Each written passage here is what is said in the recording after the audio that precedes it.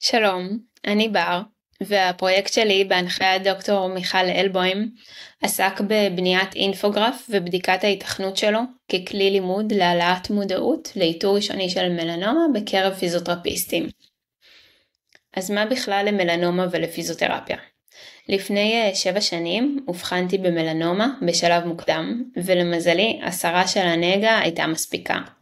מאז התחלתי לשים לב לסימנים חשודים גם אצל מטופלים שלי. מלנומה היא סרטן עור קטלני, והשכיחות שלה הולך ועולה בארץ ובעולם.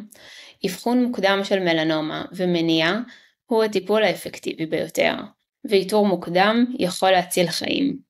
לפיזיותרפיסטים יש המון הזדמנויות לאתר מלנומה במהלך טיפולים שגרתיים, אבל מכשול גדול הוא שלא מלמדים אותנו על כך בלימודים או בהכשרות השונות אחרי התואר. קהילת היעד של הפרויקט היא פיזיותרפיסטים מוסמכים ממגוון תחומים, מלבד פיזיותרפיסטים שעובדים עם ילדים, מהסיבה שהגיל הממוצע לאבחון מלנומה הוא מעל לגיל 60. אז הפרויקט כלל 3 שלבים. בשלב הראשון ערכתי סקר בקרב 254 פיזיותרפיסטים ממגוון תחומים, במטרה למפות את הידע הקיים שלהם והרצון ללמוד על מלנומה. בשלב השני, בעזרת דוקטור רוזנבאום, רופא עור, פיתחתי אינפוגרף שמיועד לפיזיותרפיסטים ככלי לאיתור מוקדם של מלנומה. בשלב השלישי, בדקתי את ההשפעה של האינפוגרף על 21 פיזיותרפיסטים שעובדים במכון אורתופדי. הם מילאו סקר לפני ואחרי שהעברתי להם את האינפוגרף והרצאה קצרה בנושא, עם מעקב של חודש באמצע.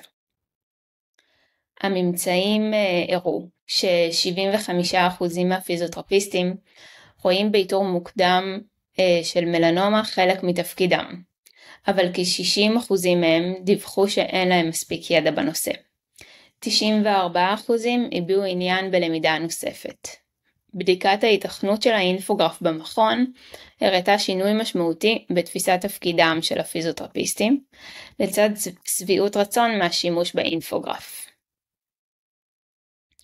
המלצות להמשך הפרויקט כוללות המשך הפצת האינפוגרף, שילוב הנושא בתוכניות הלימודים באקדמיה, והמשך מחקרי לבדיקת השפעה ארוכת טווח של השימוש באינפוגרף אצל פיזיותרפיסטים.